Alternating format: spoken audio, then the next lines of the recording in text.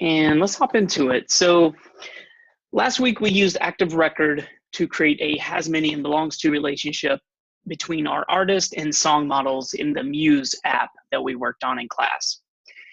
So Active Record gives us the ability to set up many types of relationships. Today we're going to build a Rails API app to demo this relationship.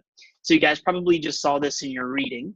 So this is referred to as a has many through relationship. So as you can see, this is pretty much what we're going to work on today. You can see the ERD diagram here. So the idea is that we're going to have three independent entities or models. We're going to have a patient's model, an appointments model, and a physician. For today, we're going to call it a doctor's model, a doctor model, just because I don't want to spell physicians about 100 times today, because I'm going to screw that up repeatedly. So we'll just call that a doctor. But the idea is that a physician has many appointments and a patient has many appointments. And also a physician or a doctor has many patients, and we're able to make that relationship happen because of that appointments model. So instead of storing the foreign keys on either the doctor or patient's model, we're going to store all of that relationship information on this kind of middle model of appointments. So we're going to have three models, and this is what we're going to build today to give you guys an example. Now, I want to point out one other type of many-to-many relationship, and this was in the reading, and we're not going to cover this one today, but the one we are covering today, I think, is a little more complex. So if you want to set up your data in this other way, you should be able to kind of pare it down. But another way to set up some sort of many-to-many relationship is with the has and belongs to many. And I just want to make you aware of this type of relationship in case you want to use it in a project 4 or something. And actually, if you look at this association, I think a lot of you use this type of setup in your MeanStack app for project 3. But I just want to make you aware of this way to set up your relationships. So a has and belongs to many relationship is somewhat similar to what we're going to be building today. And this is a way to set up a relationship between two models via a join table. So today we're going to have this third model where we're going to store all the foreign keys. However, with this particular relationship, a has and belongs to many, all you need are two models, and you'll create this kind of invisible model under the hood, or it's actually kind of an invisible table that your database will manage. And you can call it a join table. Now, why should you use one relationship versus the other? And actually, let me paste in kind of an ERD for this example, just for comparison's sake. So this is from the Rails docs as well.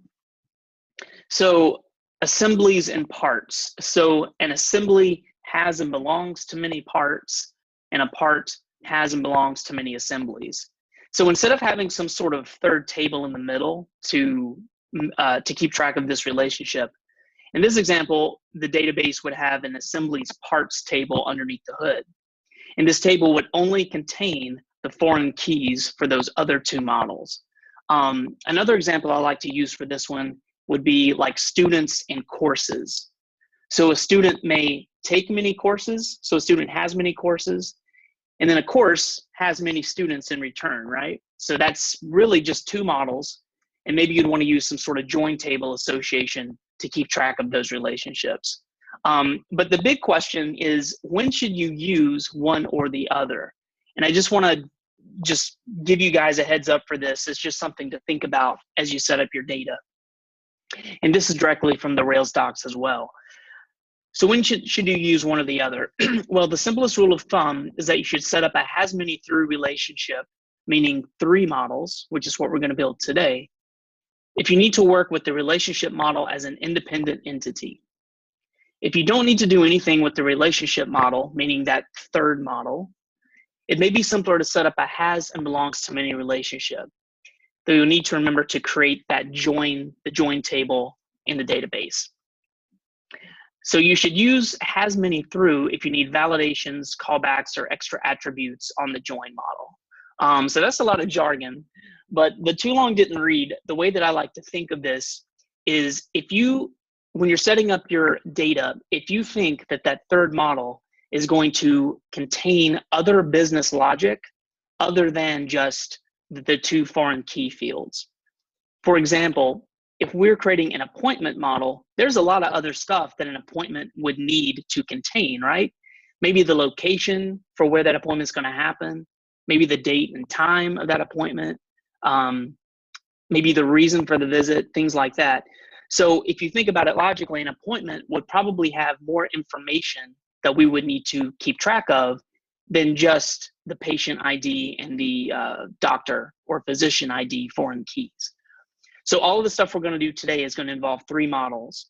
But as you're thinking about your data, if you really can't cram more information into a third model, it's totally cool to maybe do a has and belongs to many association, where you use two models and then you have this kind of underneath the hood a join table. There's a lot of documentation on how to create that relationship. So I just want to give you that information. But today we're going to look at kind of the more complex and, in my opinion, the more flexible way to set up this kind of relationship. So we'll be creating three models today. So any questions about that? Relationships are tricky, you guys. Seriously.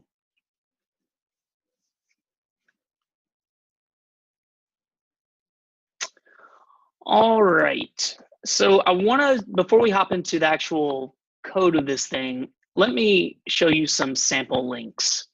So I think today we're actually going to have time to deploy our Rails API to Heroku. So Heroku is actually built on Rails, and it's very user-friendly to deploy our Rails apps. It's going to be a lot easier than deploying our MeanStack app. But let me give you a couple of links just so you can play with what we're going to build today. So here are the links to our front end. We'll do this very similar to Friday. You know, with the time remaining we have at the end of the day, we'll work on our Angular front end. But that first link is a link to the front end. The second link is a link to the GitHub repo if you have any questions about it. But my first link, my Angular front end, I didn't even deploy it to Heroku. I just used GH Pages for it because, again, it's just HTML, CSS, and JavaScript. I really didn't have to do a Heroku deployment for it.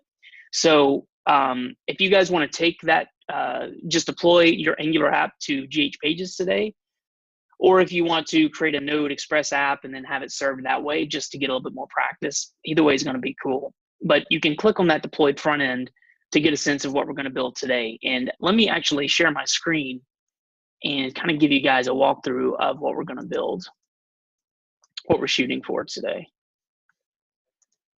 So I'll share my screen, make this a little smaller. So this is just an appointments application, but it's using those three models, doctor, patients, and appointments.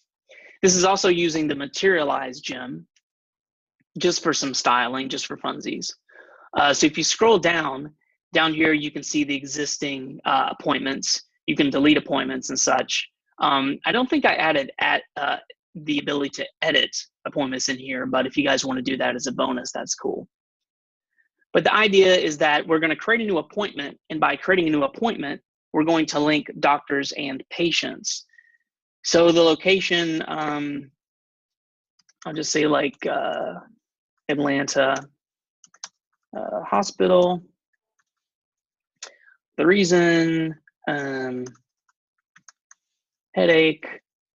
The input date field, so this is a cool little materialized gem. This is one of the UI elements it gives you, is a nice little calendar feature. So I just put this in the front end. Let's, wow, we're almost at the end of February, huh? I'll see if I can get in tomorrow. I know that's not gonna happen, but we'll do that. And here I have a drop down of all the patients that are available. So these are all the patients that belong to this hospital or whatever. I'll just pick Mark right now. Doggy Hauser. I've had a lot of fun with this one. So I'll just choose Mark. And then I can choose a doctor to associate with this appointment. So Casey Little, I don't know. Casey Little is my general physician, I guess. And so then we can create a new appointment here. It clears out the form. And then if you scroll down here to the bottom, we can see right here at the bottom, I have the new appointment has been saved to the database. So a couple of things to note, we're also going to play around with a gem called Faker, a Ruby gem, and it's really fun. So last week we created a bunch of seeds for our artists and our songs. Sometimes that can be a little time consuming, but I want to introduce a really fun gem named Faker. So all of these patients, all these random names, all these random doctor names, these are actually generated for us. I told this gem, we're going to write some code to generate 10 patients at random, 10 doctors at random, and then also 10 appointments at random. So you can read it. Some of these reasons are just kind of like hipsterism or something. They're nonsense.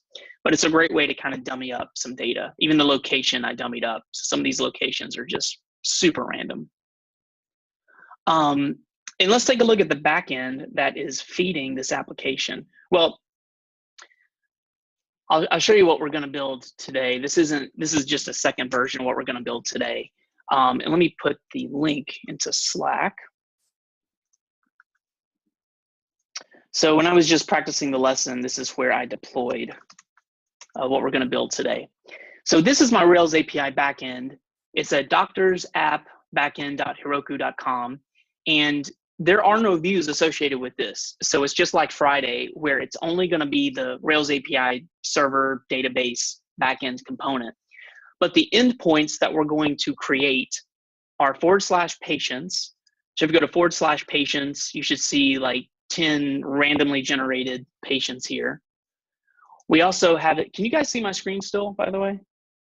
Okay. The little like glowy surrounding thing disappeared. We also have a doctor's endpoint. So doctors gets all the 10 random doctors. And then we also have an appointments endpoint. In the appointments endpoint, I want you to pay particular attention. So again, notice that each appointment has its own primary key. So we have 10 appointments. We should have 10. And each appointment also has a random doctor ID foreign key and a patient ID foreign key. So that would be the doctor and the patient associated with this particular appointment. And then there's some other business logic, like we mentioned, the day of the reason, the location, for example. So these are our three. We're going to create full CRUD for all three of those models. And then last but not least, I think I called this get all. Let me check the lesson. We're also going to create one extra method that's going to save us a couple of backend calls. Bear with me, right? Let me scroll down a little bit. I think it's get all. Yeah, we're also going to create a get all method. So we're going to do this basically for our Angular front end. So for Angular, we don't want to, maybe I didn't push that one up. That's okay. But the idea is that we don't want to make 3 separate database calls for doctors, one for patients, one for appointments. That's going to be inefficient. So we're going to create a method that when we call that route, when Angular calls that route, it's going to grab all of the patients, all the doctors, all the appointments, and deliver that data to our Angular front end. And then the Angular can do whatever it wants to with all of that data. And that's the idea right here. When we load up this, when we load up our Angular front end, we have all of the doctors, appointments, and patients. It's all right here at our disposal. And then we'll write some JavaScript code to parse it appropriately and build, kind of our table down here at the bottom. Anywho, let me stop my screen share. Any questions about what we're going to be working on today?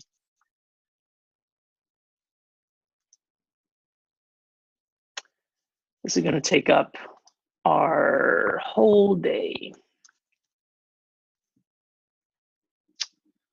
Alrighty, so what we're going to do is we're going to create a new Rails API app.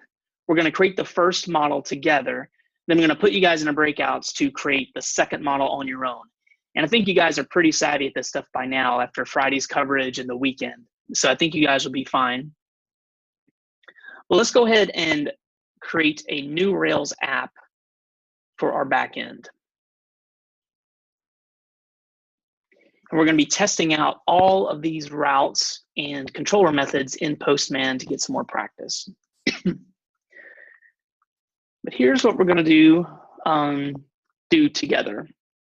This is pretty much chapter and verse what we did on Friday to create a new Rails API and what you guys did over the weekend. So this shouldn't be anything new. So let's get started. So to start, if you look at that note at the top, just like on Friday, I want you guys to create this backend Rails API. Don't do it in the Mady repo because we're going to push this to Heroku later, and it's going to need its own version control. So if you want to build this in your dev folder locally or just put it on your desktop for now, just make sure that you don't do this like in Student Labs or something.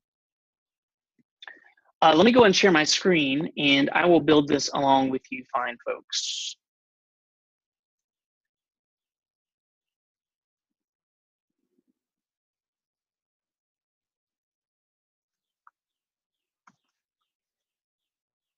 And if you guys want to go ahead and follow those instructions, feel free.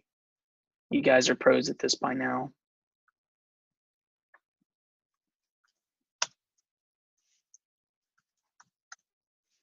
And then I'm also going to create my app. I have sample links of this deployed stuff. It's on my personal GitHub, again, because I needed its own version control. So I'll give you those links for reference. But today, instead of building this in the instructor examples folder, I'm going to build this on my desktop as well, because I'm going to walk through deploying this app to Heroku later on with you guys. So don't let that be confusing. Just let me get set up right here. And I'll share my screen in just a second. But if you want to go ahead and work through the first few steps, you guys are pros at this point.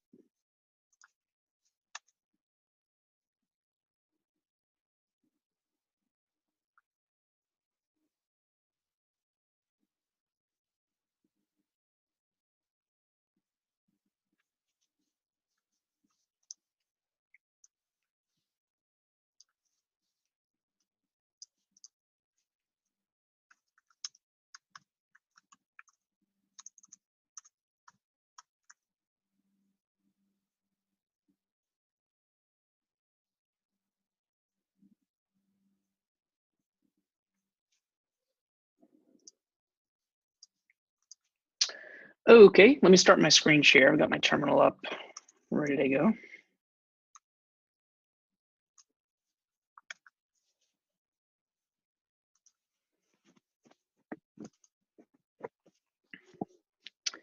Okie dokie, so I'm on my desktop. Step number one, so this should be familiar to you guys. We're gonna do a Rails new. The name of this app is gonna be called Doctors App Backend. Then we're going to do the -- API flag, which if you guys recall, is going to strip out all of the view engine stuff from our Rails application. So it's going to be super lightweight. It's just going to be the essential modules needed to create a Rails API, very lightweight version. The -d equals PostgreSQL is to tell the Rails app to go ahead and bundle install the PG gem, which is the PostgreSQL gem. Do you guys remember, you can put this into Slack, what is the default database that comes with the Rails app? If we just did a Rails new app, what database is Rails going to give us out of the box? SQLite. Yeah, SQLite. Now, why don't we want to create this app with just the default database? Why do we want to use Postgres specifically? You can't deploy. Yeah, so we can't deploy to Heroku with that janky SQLite database, which is actually just a single file in your Rails application. Yeah, and actually, if you wanted to use like MySQL or some other relational database, you could. It doesn't have to be Postgres. It just can't be SQLite. And then what does that -T flag do? So what does that do or not do?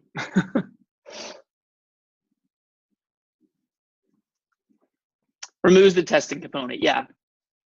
So again, Rails will scaffold out a very basic test suite for you, just some boilerplate code. And if you guys are interested in, for your project 4, to get a little bit of practice, something for the old resume and LinkedIn, if you want to get some testing practice, Rails makes it really easy. So if you just want to create an app without that -t, it'll give you some boilerplate starter testing. So it makes it really easy. Okay, so let's do a Rails new doctors app backend -- API.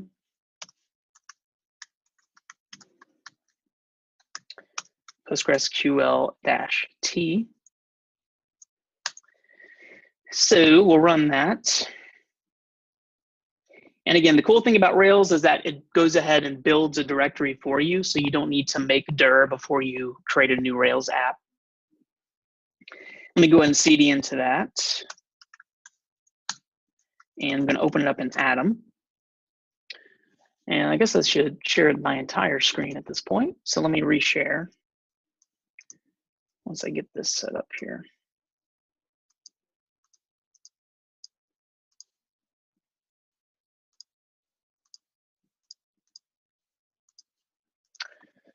Cool, I'll make this a little larger for you guys.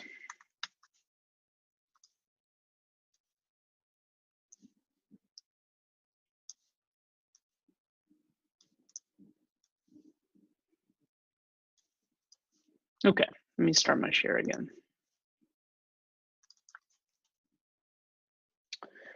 Okay, so I opened up the project in Atom. The next thing we want to do, again, just a couple of small tweaks to make this more user-friendly for us, is we want to go into the development.rb. So this has configuration specifics for our development environments. So if you notice in the config env folder, which I think actually is environment folder now, I need to update that. Yeah, Rails 5 updated to environments. But note that there's 3 distinct environments with Rails that it gives you out of the box: the test environment, the development, then the production environment. So we're going to add a little bit of code to the development environment. Since a Rails API only deals with JSON data, doesn't have any views, we're going to add this line of code, and this just grabs some of the really nice debugging and error information from the previous version of Rails. It just gives us more, more specific error messages. So we're going to add that. And I imagine that like as they release new versions of Rails, they'll probably, particularly for Rails API, I would guess that they would just kind of like add that out of the box to make it a little bit more user-friendly in development. So that's why we're adding that. Then let's go to our gem file. And the first thing we want to do is we want to uncomment out this rack CORS gem. So we talked a little bit about CORS errors and CORS difficulties last week. Again, I don't want to go down that rabbit hole, but it's definitely, if you want to like Google some blog articles and stuff, it's definitely good to kind of be smart on what it does, kind of on a high level. So we want to uncomment that. And then while we're here, we're going to use this later. And you can do this pretty much anywhere in this file, with the exception of these 2 groups. So if you notice, the gem file also gives us specific grouping. So for example, the gems that we put in this do end block are only going to be used in development and test environments. This group right here, these gems are only going to be used in development. So you can specify if you want gems like only for production or only for development and production, whatever you want. You can get really specific. But this faker gem, we're also going to use it when we push to Heroku. So we just want it outside of those 2 little groups. So pretty much anywhere up here above will be okay. But let's go ahead and add that gem because we'll be using it later. And let me give you guys a link if you want to read up on it. It's a really great gem. And you can pretty much mock up any kind of data you want. So it's really handy. So if you want to check that out later, check out the documentation. So once we make those changes to the gem file, go ahead and do a bundle install.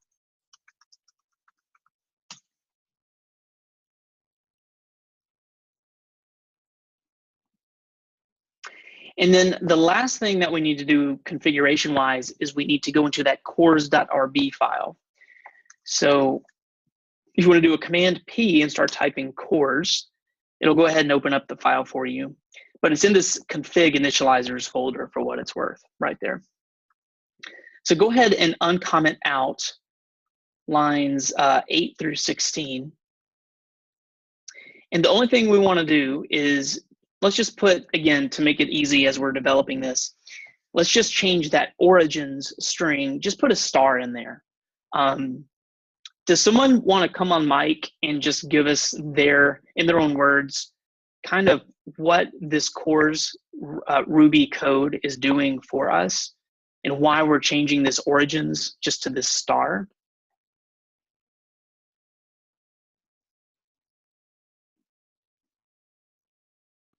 So that our front end can access our back end. Yeah, so remember that with cores, it's kind of a security concern.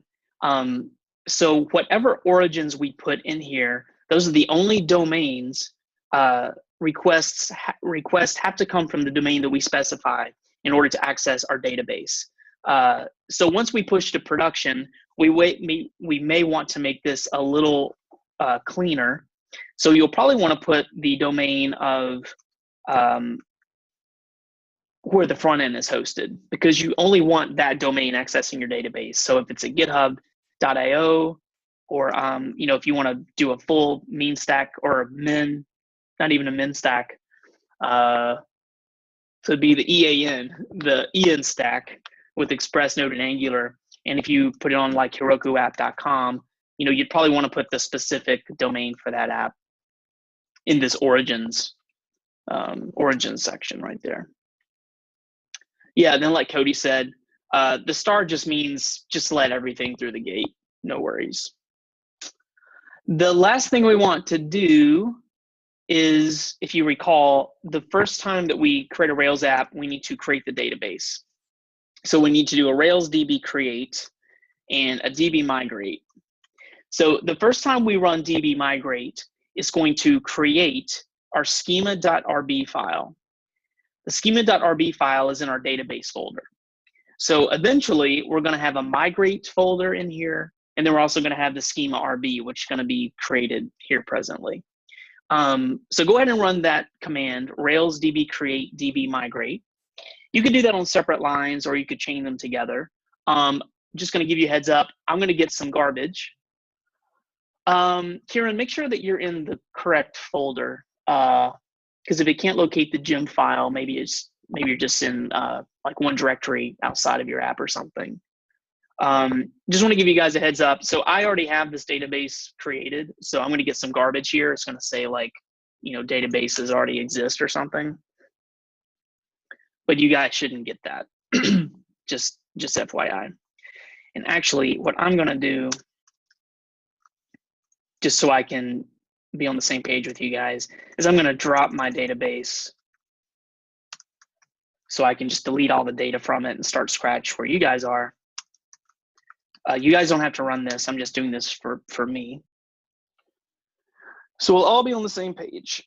So that Rails DB drop, that's kind of like the nuclear option. If you just want to like blow up your entire database and then recreate it or something, you can run that Rails DB drop. So I just completely blew up my database. I created a new one, and then I did my migration. So now if you guys look at your DB folder over here, you guys should have this schema.rb file. In the schema.rb file, it's pretty bare bones because we haven't added any models or any field information yet, and we'll be doing that next. But if you want to just test out that this worked appropriately, you can always do a Rails S for Rails server. And if you go to localhost 3000, you should see that kind of basic Railsy welcome page. So I'll, just to kind of sanity check that your stuff's working, you can go to localhost 3000. And if you guys recall, you should see this kind of thing here. So that's where we want to be. I'll put this into Slack, and if you guys can give me a thumbs up if you can see this, and make sure that we're all good to go before we move forward. So give me a thumbs up on that screenshot.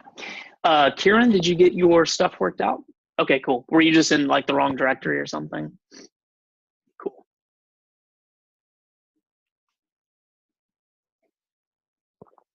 And I'll stop my screen share for the moment while you guys work. I did do my vocal exercises this morning, so I'm feel like I'm struggling to talk. I get up an hour or two early before class and I do my warm-ups, I gurgle some salt water, you know, the whole thing. Take it very seriously. Or a shot of Jack Daniels. Either one just kind of gets the juices flowing in the morning. Whatever works, you know? You love us so much. Do what? You love us so much. Yeah, it's delicious. I see 6 thumbs ups. Now I see 7. It's awesome.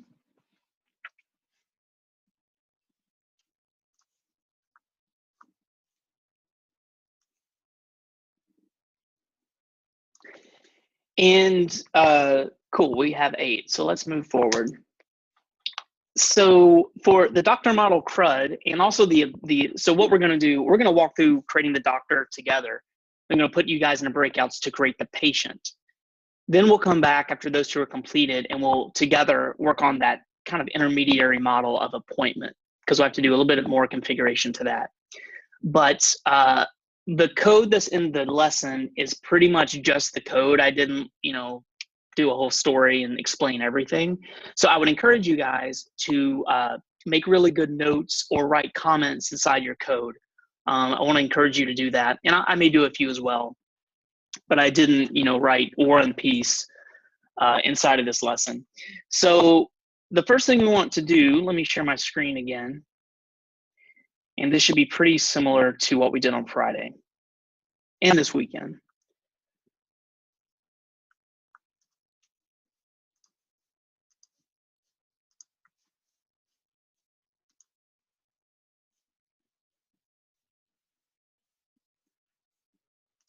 Okay.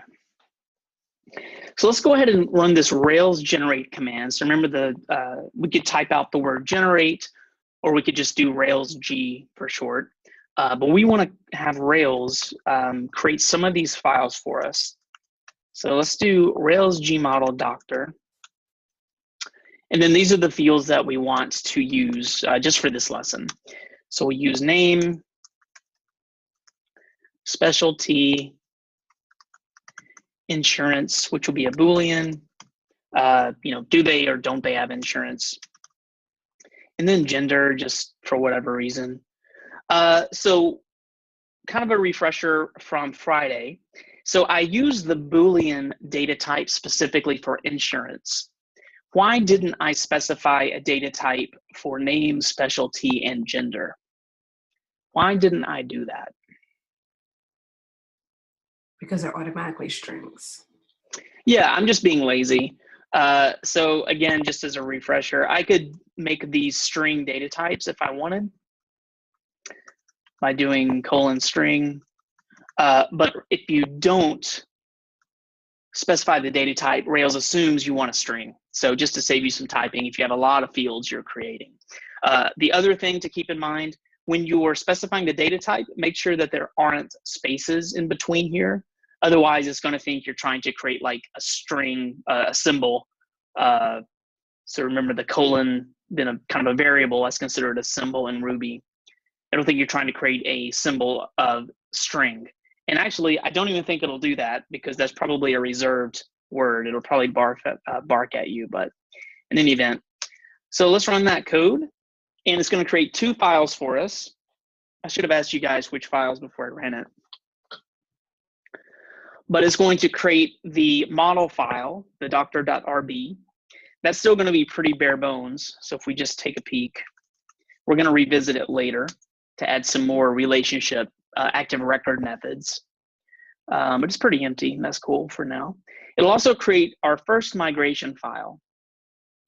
And that's going to be in DB and then migrate.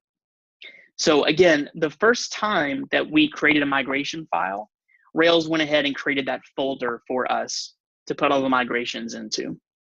And if we take a look at that, so this contains, since this is the first migration, it's going to go ahead and create the doctors table.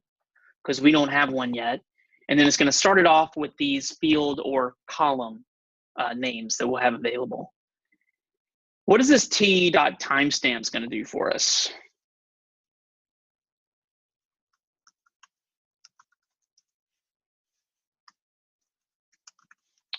So what does t.time? Yeah, go ahead. Marks the timestamp when we do a migration or when we do a create.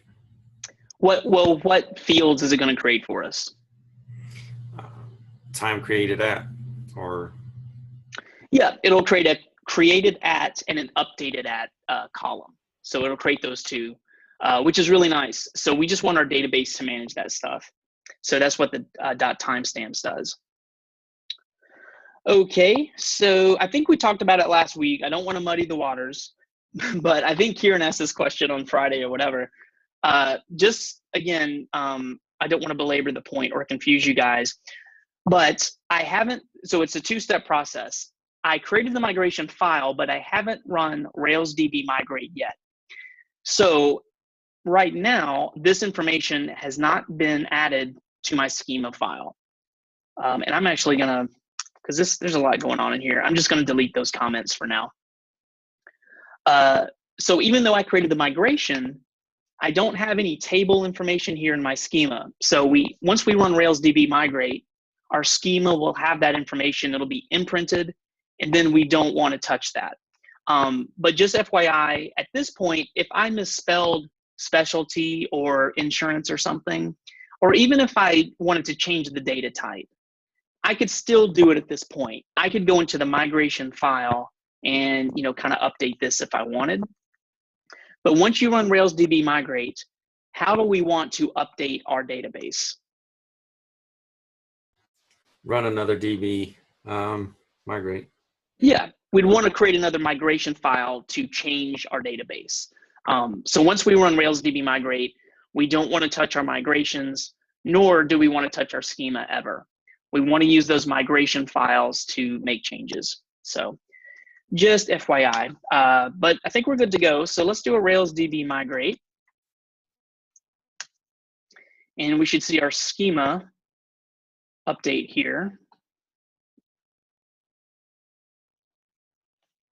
Crap, I put my comments back in there. Okay, no worries. But if you look down here, it created the table, the doctor's table, and then it created those fields or columns in our database. So we're good to go.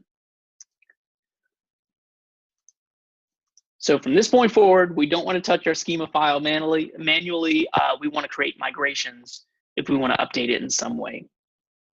And then the last thing we want to do, just to kind of get us started, is, do you guys remember what is the method or the keyword that we want to use if we want to just have Rails create those 5 CRUD API actions just out of the box without us having to create them individually? Yeah, so we want to use that resources command. So we can do resources and then doctors, like so. So as we create each method, we're going to test it out in Postman. We'll need to create like just kind of a dummy doctor out of the box before we do our faker, more robust fake data. But in any event, yeah, so that's all that we need to do. So we created our model, we ran a migration, and then we created our routes, which we'll be using here shortly. So let's get started on our controller. And again, we'll take this one method at a time, and we'll test each method as we go through it. So to start, let's have Rails create that, generate that controller file. So we'll do Rails G controller, and then it's going to be plural doctors because controllers are always plural. Controllers manage all of the instances of the doctor or the patient, etc. Let me see what I'm getting here. Yeah, that's fine. Expected string default value for test framework. Yeah, that's fine. So if we go into app controllers, we now have this controllers file. again, we could have created this manually. We could have created the doctors underscore controllers.rb file ourselves, but just Rails does it for us. So take advantage of Rails goodness. So let's create our first method, and that's going to be grabbing all of the doctors, kind of the index. So let's work on that one first. And actually, in the spirit of Friday and Cody's succinctness, all of today's code in the README is super succinct. I tried to do everything on one line where appropriate. I tried to dry this up as much as I can. Again, I don't always do it that way, but in the spirit of really concise Ruby code, we can do it that way today. So let's create our index method. And when we hit this, we want to grab all of the doctors. So we want to render JSON for doctor.all. And if you remember from Friday, generally I'll do something like doctor.all and assign it to a variable and then send that variable via JSON. If I wanted to do some sort of, checking validations or some other stuff, I may want to assign it to a variable, but it's fine for now. If we were using the Rails view engine, we definitely would want to assign this to a variable so we could send it to the view. So out of habit, that's one reason that I do that, but cool. So that's our doctor.all. And I don't have it in the README, but I want to give you guys a little bit of a challenge. I want you guys to go into Rails console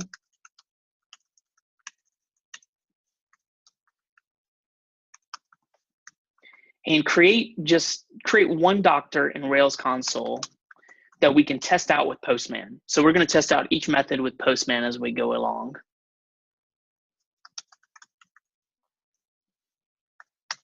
So go into Rails C and create a doctor. And you can look inside the schema to see what fields we created for the doctor, if you don't recall. But go ahead and do that, and then we'll test it out with Postman. And I'll go ahead and get my Postman ready to rock here.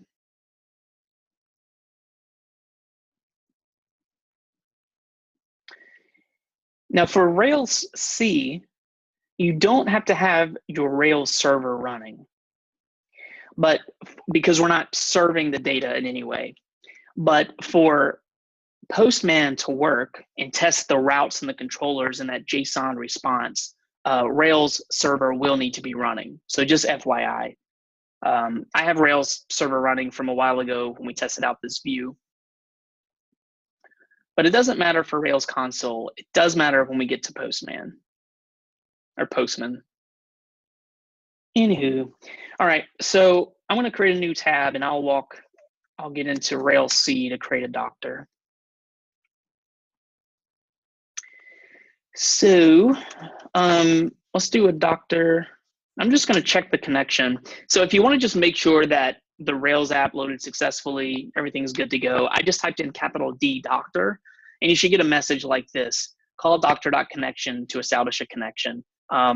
I usually just do that to make sure that I'm going to be able to create a doctor in the first place, make sure there aren't any errors before I go through the process of adding all those fields and stuff. So let's do a doctor.create. You guys can create your own. I don't know. I'll do a Dr. Schmitty. What other fields did we have for doctor? Go to my schema.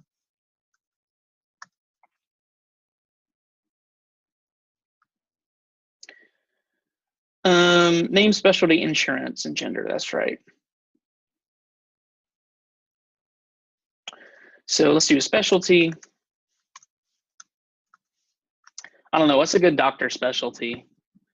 What's an interesting one? I don't know. Dermatology. What kind of doctor? Dermatologist. Dermatologist. Okay, great. Thanks for giving me the word that I can't spell or pronounce. I appreciate that. I was gonna say pediatrician, but then I figured that was too close to physician. Yeah, that's true. It's Monday. Like, I can barely pronounce this stuff on a good day, but I think that's how you spell dermatologist, right? D-E-R-M-A-T. Yeah. All right. Screw it. We'll go with that. And with alcohol, I feel like this is a win, you know? Do what now? I said with your Jack this morning, I'm sure this is a win. Yeah. It's all gravy at this point for my Monday. So insurance, we'll say that this doctor does take insurance, so we'll give that the Boolean true. And then gender, because sometimes with the doctor, you know, I want a female or a male position or what have you. So Dr. Schmitty, we'll just make him a male. And we hit enter, and we should see all of that awesome active record SQL translation for us. So we created one doctor, and here's the result. So we have a doctor, and you guys should also have the ID of 1 for your first doctor, because we have a pristine database at this point. And yeah, so one doctor is all we need to test out Postman, just to make sure that our routes and controllers are working. So if that's saved successfully, go ahead and go to Postman, and let's do a GET request to our localhost 3000 doctors endpoint. So let's run that.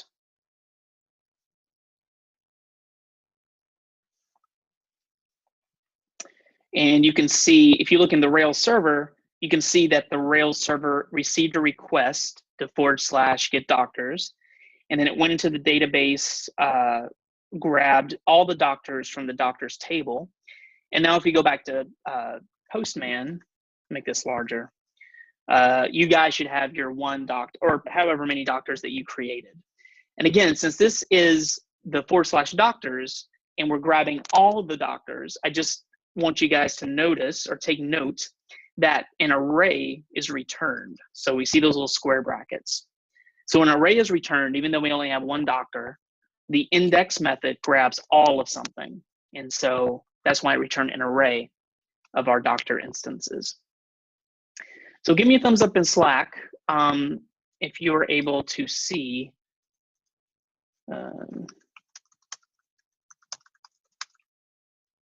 if your index is working in Postman.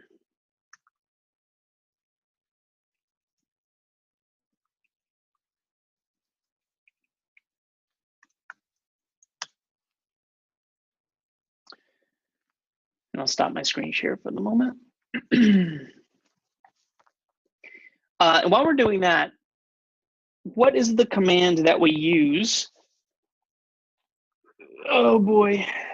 So Kieran, check your, well, while we're here, my next question was gonna be, if you remember on Friday, we saw a command that will, even though we used resources : doctors, we don't know the specific routes that we created. I mean, we do know them in our head, but if we wanted to visually just check the routes that Rails created for us, what's the command that we can put on the command line to just do a quick sanity check of all the Rails routes that it created for us? Yeah, Rails routes. So if we do that from the command line, and if you do that, you should see, we should have those 5/6-ish routes, because Rails gives you kind of a put and a patch route for update.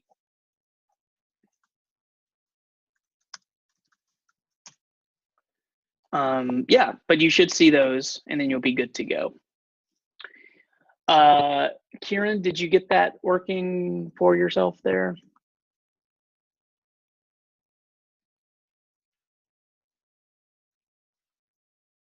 So if you didn't, okay, go ahead and share your screen. We'll get you straightened out.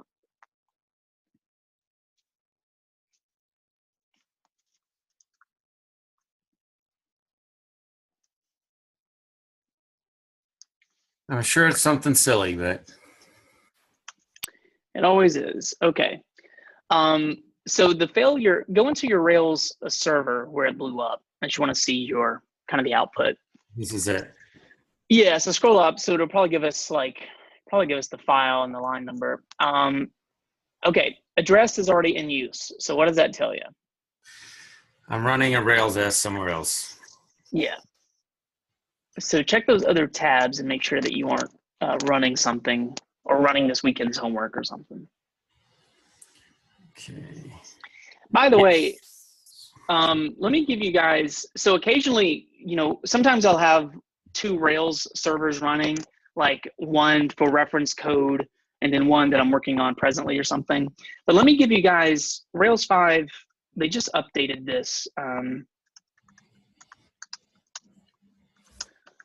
But you don't even have to hard code. So the default port is 3000, but just really quick and dirty, if you want to open up another Rails port on the fly, Rails gives you a nice little command line command that will open that up for you. And so Got it it. used to be, oh, you just closed it down. It used to be like Rails server -p, and then you could put in the port number as an argument. So usually I would have something running on port 3000 and then port 3001, for example. But Rails 5 slightly changed that command, and I'll get that for you at the break. But it's just something nice, like really quick and dirty. If you get that error, or if you want multiple Rails apps running, you can have them running on separate ports. It's pretty easy. I'll get that for you guys at break. Let's see. I see 5 thumbs ups in Slack. So let's get 2 more, and then I'm going to move forward. And if you guys want to go ahead and proceed, the next one is going to be the show route. So you guys can go ahead and do that, and then test it out in Postman if you want.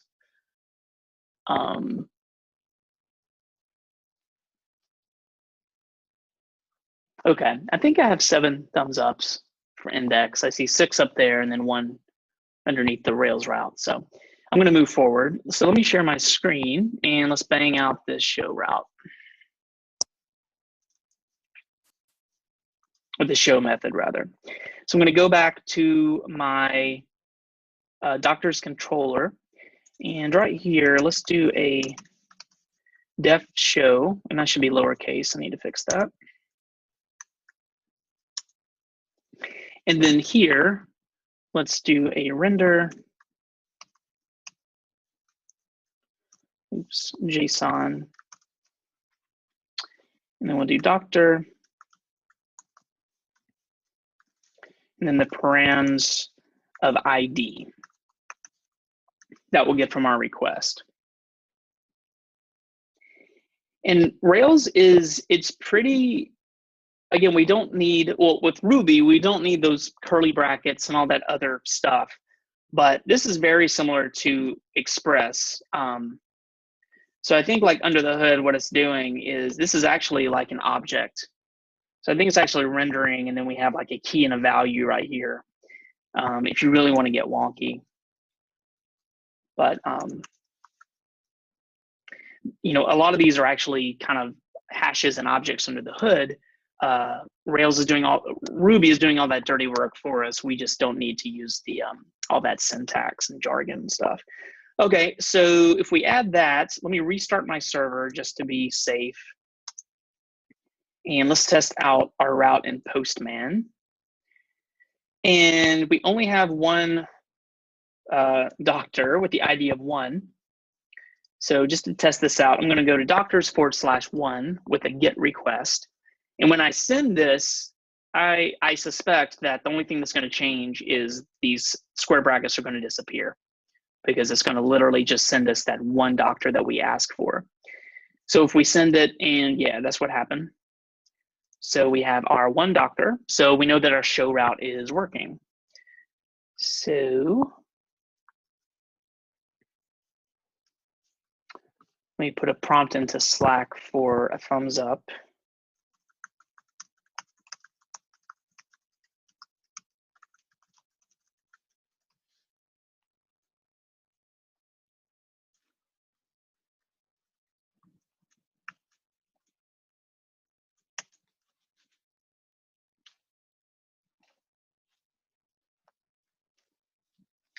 And I'll stop my screen share for the moment. And just let me know if anyone's having any garbage.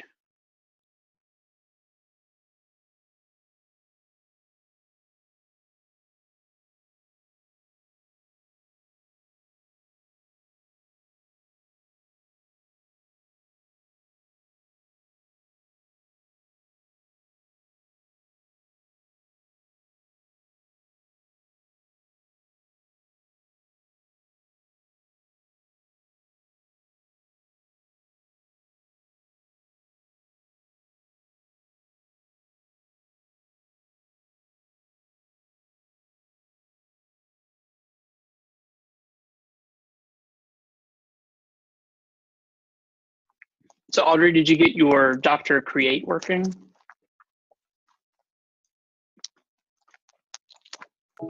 No. Okay, what did you put into Rails C? I'm trying to retype it out now, but I was putting like Dr. Create and then trying to fill it out based on the schemas, but it kept saying that, I don't know if I'm in the wrong place or not. It just kept giving me an error saying unexpected token name. Okay, make sure that you do name colon. Maybe you did like colon name, or maybe you put name in quotes. But you don't have to do that. It's just, oh, you're already on, sorry. Yeah, you're in Rails console.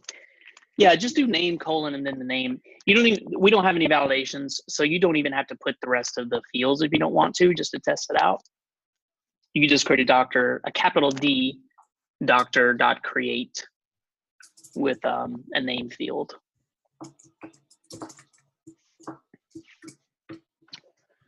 And then the next one we're going to do is the create method. So if you guys want to go ahead and bang that out, and I'll share my screen and walk us through it. So Audrey, if that's still breaking, you feel free to share your screen and we'll get you through it. I think I was in the wrong tab.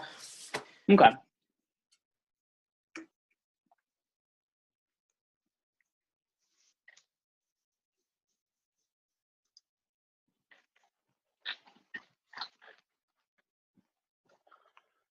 Okay. So let me move forward with the create method. So we'll do create, update, and destroy. And then I'll put you guys into breakout. We'll take a break and put you guys into breakouts to create your patient method. So if you guys remember from Friday, the other piece that we want to add now that we're actually, so the other two methods were just get requests. We weren't actually, doing anything destructive or additive to our database. But now that we are, since Rails is very good with security, we're going to need to add this private method and add a method underneath that will kind of sanitize or white check particular fields that we actually want passed through to our database. So this is a nice security feature. So we're going to need to add both of these for this method. And this is another example, like we could have, if you really wanted to get super succinct, you could put params.require, doctor.permit, etc. You could squeeze that into the create method, but it wouldn't be private. It wouldn't be secure. But if you're just in a pinch, again, you could just do all this in one method. But this is something that we don't want to be super succinct about. We want to be very security conscious with this one. All right, so let me share my screen and we'll knock this one out. So I'll go ahead and do the private method first, the Dr. params. So down here, let's create a method, Dr. params. Oops. And then inside, we'll do params.require. So we're going to require a doctor object.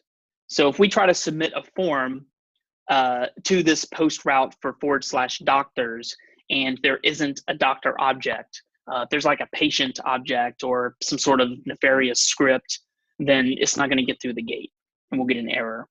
So the first thing it needs to be is it needs to accept a doctor. And then let's do permit and name, specialty, insurance, and gender. One other thing just to keep in back of your noggins is that, let's say that I wanted to add new fields to my doctor, maybe years in practice or something. If I wanted to, so I'd create a migration file to add that column to my database.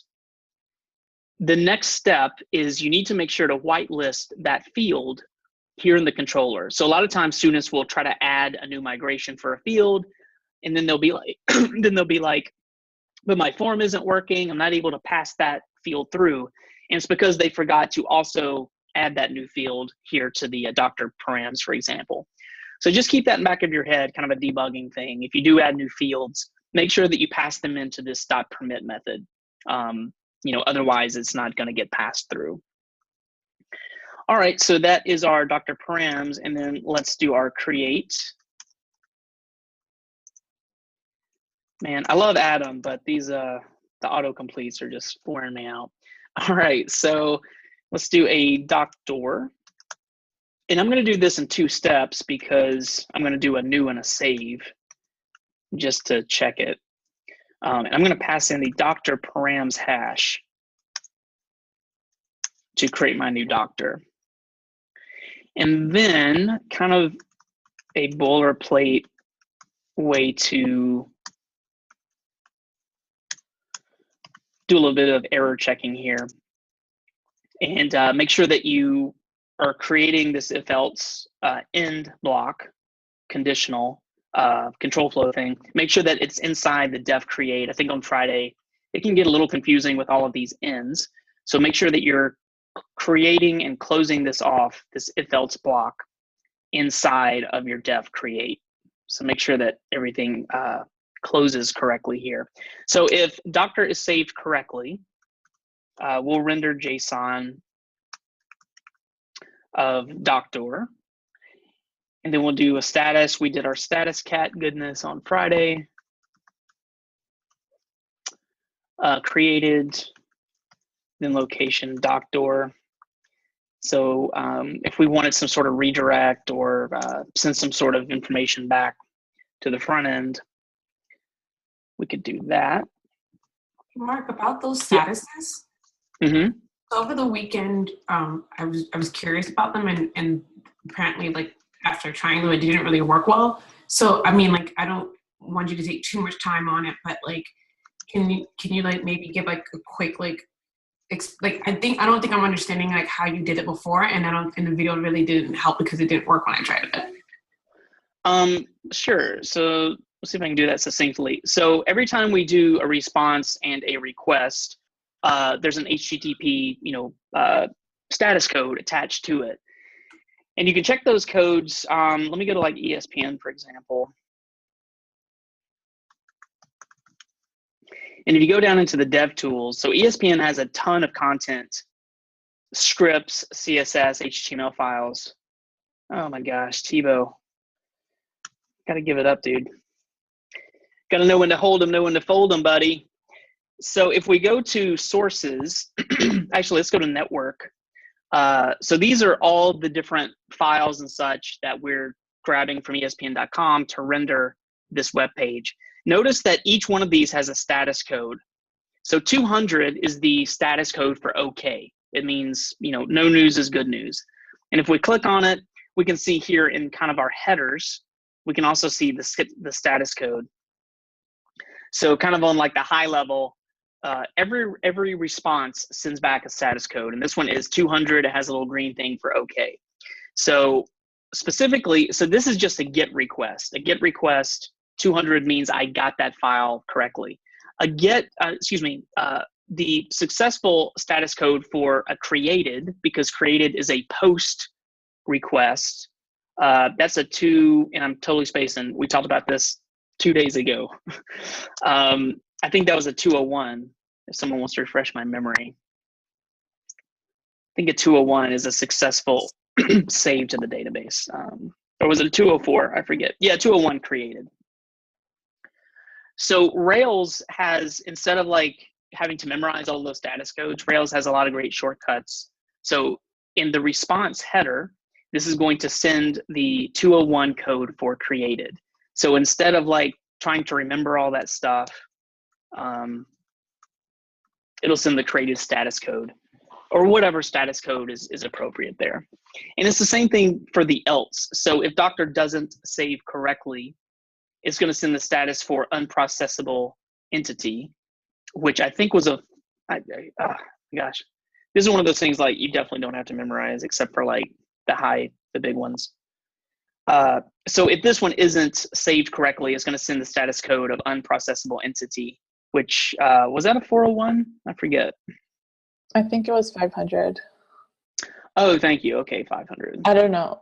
Internal? No, it's not that. No, never mind. It's one of these darn things. Unauthorized. You guys can workshop that. 422? Okay. Mm-hmm. Yeah, there you go, 422.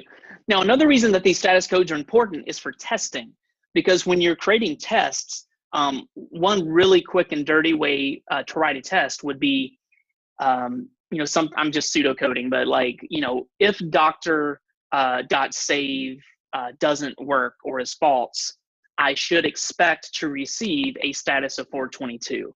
So you could write some sort of test like that would test the status code, to see if the doctor was saved correctly. So that's another reason these status codes are really helpful. But that's what this is doing. Rails is just giving us a little bit of a shortcut here. Some helper methods. Is that helpful? Yeah, because I think what I was trying to understand it later on, I thought that like you were adding, well, the status codes in itself was its own confusion, but then I was like, are you adding those images to show when those status codes come up? Is that what we're going to see when the status codes rendered? But I think when you explained the ESP and explained it a little bit too. You thought we were going to see kitties and such? Yeah. That's Sorry. I feel like if we really wanted to get super jank on this, we don't have to return that stuff. But again, like, it's kind of just the proper thing to do. So we don't really want to skimp on that. All right, so let's check this out in Postman. So let's go over here and refresh our server.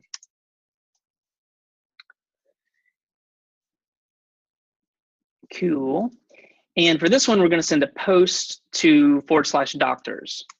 Because if you recall, if we go back to our Rails routes, I know that I have, when I go to the /doctors path with a post HTTP verb, it's going to hit my doctor's controller, specifically my create action or method. So that's what we want to hit. So if you guys remember, I'm glad we're getting some good practice with Postman, because it's a lot of bells and whistles, a lot of shiny stuff. So do the post verb, then click on body. I'm just choosing to do raw and then JSON. That's just how I prefer it. If you want to do the www form encoded and do the keys and values, knock yourself out. I just like doing it this way. And just for time, I'm just going to send the name, Dr. Robert. Does anyone get that reference? Make sure that this is JSON data type. And let's send that away to /doctors. And I get that doctor returned with the ID of 2. So I know that it was persisted. And I don't have any validations. So the specialty is null, insurance is null, gender is null. And that's fine. Active record is still going to persist that new doctor. I could add some validations that like specialty is required or something if I wanted, but right now we're just letting anything through the gate. So if I do a get to my /doctors, I should get 2 doctors, and there we go. So I have Dr. Schmitty and Dr. Robert. This is a very high class private practice that our doctors have. So give me a thumbs up if your create method is working. And if you do have it working, go ahead and, if you want to work on update and destroy. So we'll knock those out and then put you guys into breakouts.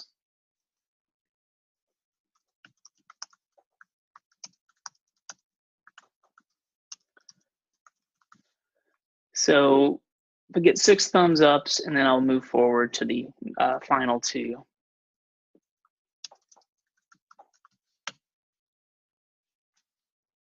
And I'll stop my screen share for the moment.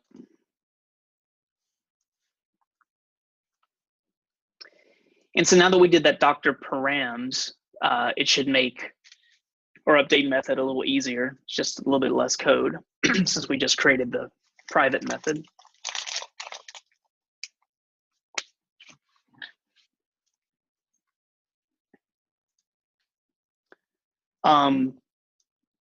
But does anyone know what Dr. Robert is? Anyone? Does anyone know what that reference is from? It's no big deal, just curious. If someone knows the Dr. Robert reference, Cody has generously donated 1 hour of his time this weekend one-on-one session. Oh, sorry. Oh, I misunderstood. Sorry, Cody. I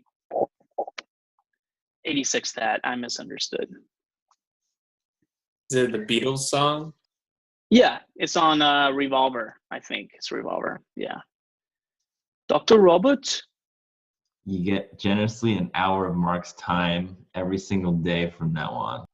Not only that, I will come to your location. I will fly or drive out there. I think I could hit the Florida people, and Audrey, you guys aren't too far. Bring your skis, Mark.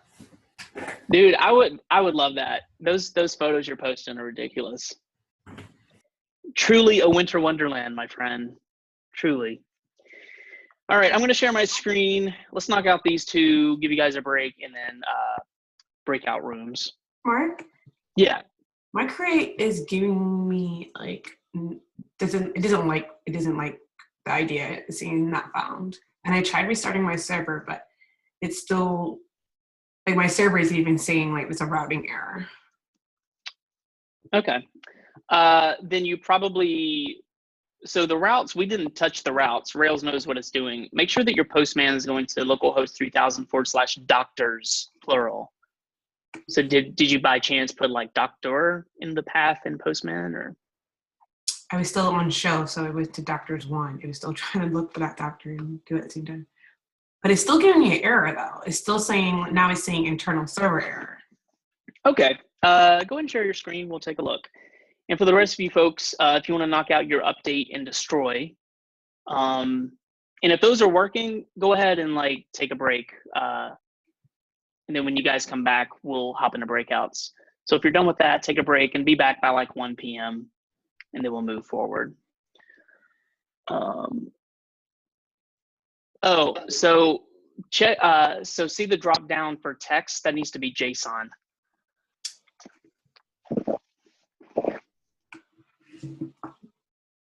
I say parking arena. What?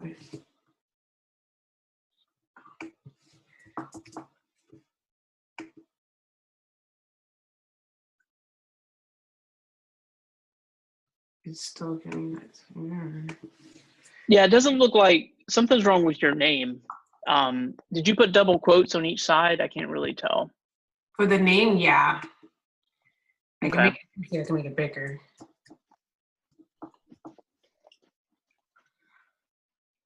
Okay.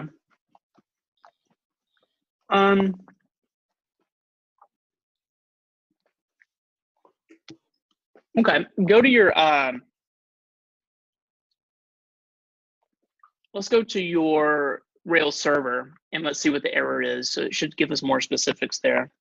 Yeah, I just restarted it, so let me see if it'll give me continue to give me error.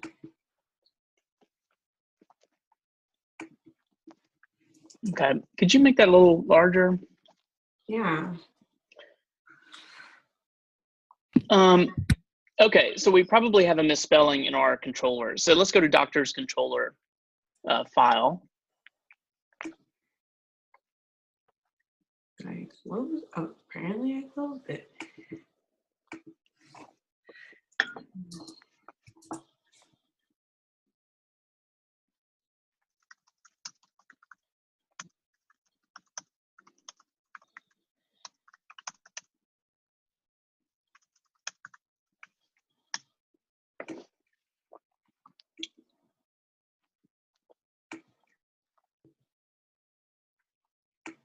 And I'm just looking at the lesson. I must have brain farted last night, or just for variety. But if you look at the destroy, looks like I put in the status :204 hash.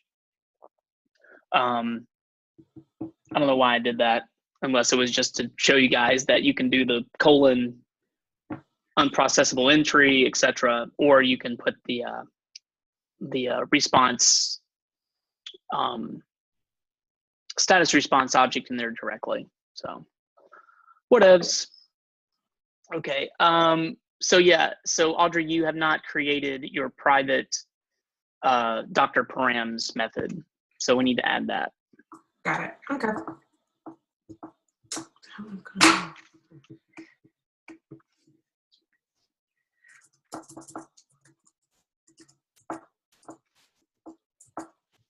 And then here it would be like,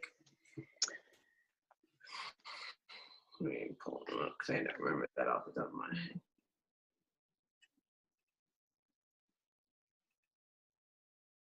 It's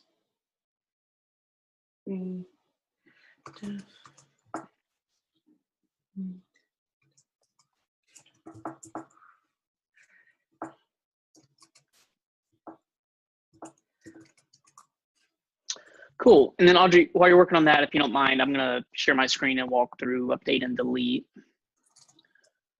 And just let me know if you have any issues with that. But I think once you create that method, you'll be fine. all right.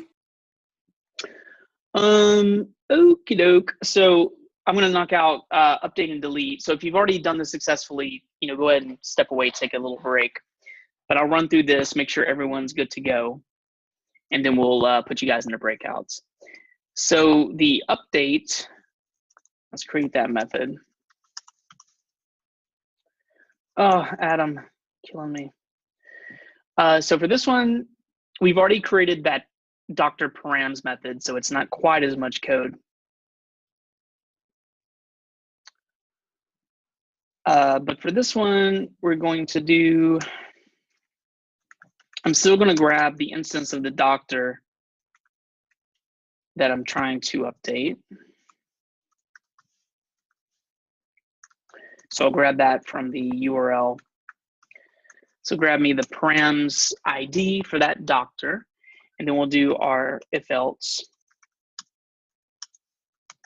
I thought Adam had a shortcut just to create the if else block. I think there's like a Ruby package that'll give you a bunch of Ruby shortcuts. That's pretty cool. But okay, so I'm going to do doctor update, and then I'm going to pass in Dr. params. So if that's successful, I'm just going to render that doctor. And even here, I got a little janky and didn't send back a status code. So I got a little too succinct last night, but if you guys want to add that. And then I'm just going to copy my line 17 because it's going to be the same kind of, if there's an error, it's going to be the same piece of code there. So let me confirm that works, and then we'll go to the destroy method. Let me grab the information for my first doctor.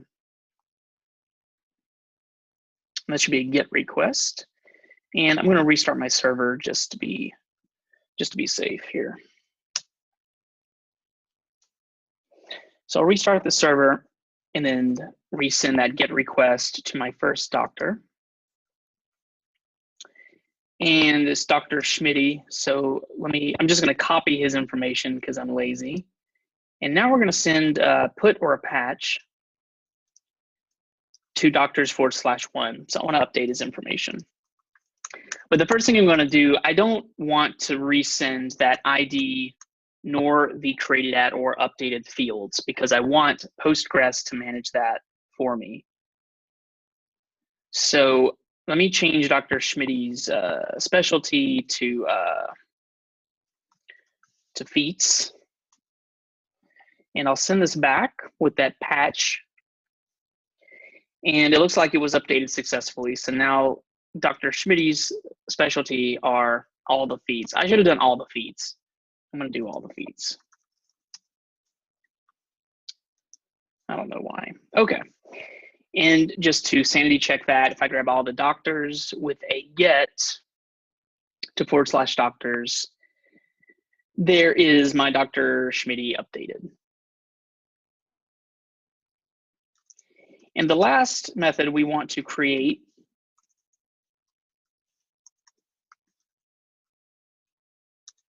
for our full CRUD API stripped down version is the destroy method. So for this one, again, I'm going to do doctor.find params of ID.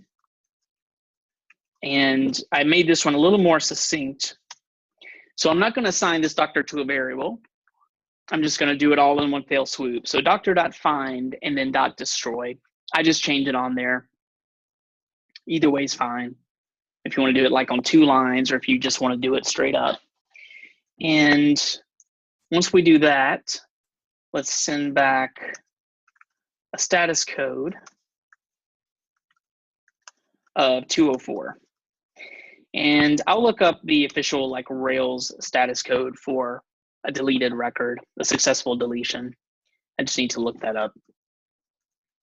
So I'm going to restart my server and test that out.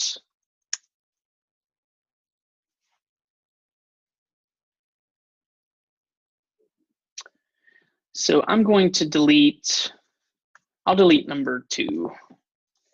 So I'm going to send a delete HTTP verb to doctors/2. So I want to get rid of Dr. Robert. So if I send that away, I get the JSON of status 404 returned. And if I grab all the doctors, I only have one now. So the destroy is working successfully. Cool, so that is our 5, those are our 5 CRUD methods for a doctor. Cody, if you wouldn't mind getting some breakouts ready, I'm gonna stop my screen share and just make sure that we're all solid on those 5. Can I get host? Yeah.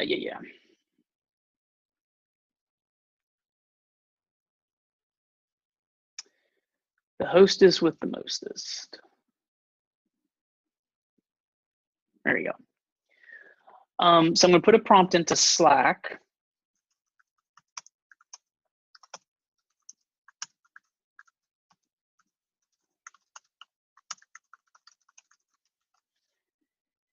And just give me a thumbs up if all 5 CRUD methods are working in Postman.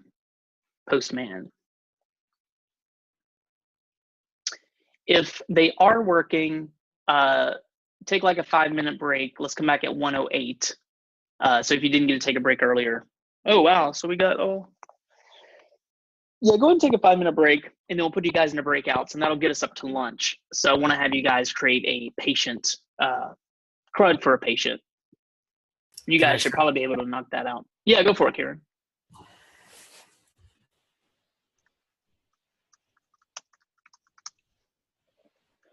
So if I do the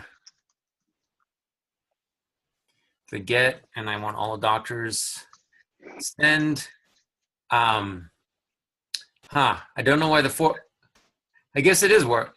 So I deleted the 4th one and now it's not showing up. So but I got a 204 before. So let's. Yeah, 204 is what we want to see. So that's what we put into the code. So Okay. 204 is the status for like a successful deletion. And then I go to all doctors and the 4th one's gone. So I'm good to go. Yeah, so if your delete's working, then you're good. And All here's our LOL status cat for 204. I'll put this into Slack. What's that link is the Oh, you can just Google, I think it's http.cat. I think it is. Yeah, but there's a lot of these. I feel like, I know that there's like a George Bush one, and This one? 405. Oh yeah. That was funny. I feel like there's a Star Wars one. I mean, there's several of these. Not allowed, apparently. Method not allowed. Yeah. So if you tried to send like a post request to doctor/1, you'd probably get that error response because we don't have our route set up that way. So something like that. Yeah. So yeah, I think so Kieran, did you give me a thumbs up for? I'm going to give you a thumbs up now. Okay, cool. Yeah, take like a 3-minute break. I don't know if to give you the thumbs up or the face mask. I'll do the face mask. What's the face mask? I don't know. Oh, gotcha. Yeah, you and Audrey gave me that one. Yeah, I don't even know what that one is. Crazy. I'll go get some more caffeine.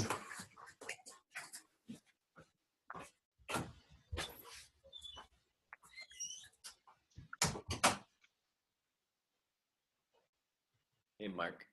Yeah. Can you check the instructor channel really quick? Yeah, I'm just getting to it. Cool, cool.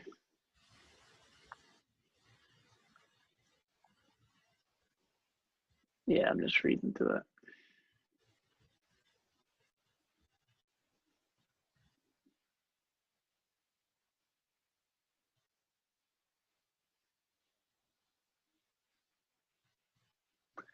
Yeah, that's cool. If that, so I had the Matey channel. I didn't have my instructor channel open, but feel free to just like Cool. interrupt me to check it out if you see that again. Cool. Thanks, man.